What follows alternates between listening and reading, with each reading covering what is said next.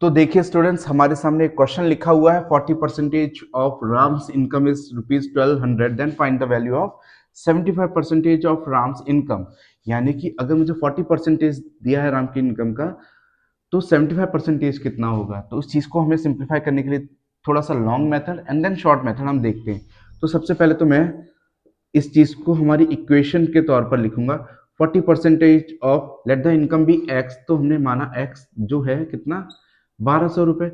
तो यहाँ से मुझे एक्स की वैल्यू कितनी मिलेगी, ये मिलेगा मुझे 1200 अपॉन 40 इंटू 100।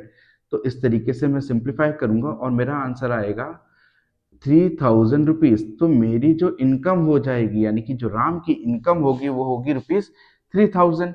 अब आपसे 75% पूछा था, तो हमने क्या किया, 75% ऑफ राम्स इनकम, तो ये हो जाएगा आपके पास ₹2250। ठीक है।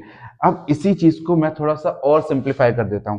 तो इस टाइप के क्वेश्चन में जो बच्चे कॉम्पिटिशन्स में तैयारी करते हैं, उनको ध्यान देना है कि किस तरीके से मैं शॉर्ट कर सकता हूँ। जब भी मुझे परसेंटेज किसी का वैल्यू दिया है और कुछ और पूछा है, तो हम क्या करेंगे, उस बची हुई वैल्यू को अपॉन में लिखेंगे, यानी कि 1200 अपॉन 40 लिखकर इनटू जितना मुझसे पूछा जा रहा है मैं उतना सॉल्व करके लगा दूंगा, मेरा आंसर मुझे मिल जाएगा। तो मेरा आंसर आ जाएगा 2250। देखिए कितना आसान हो गया इस चीज को करना। तो ये एक शॉर्ट ट्रिक भी हो गई। ये हमने लॉन्ग मेथड सीखा और ये हमारे लिए वो शॉर्ट ट्रिक हो गई। आई होप ये चीज भी आपको समझ में आई होगी।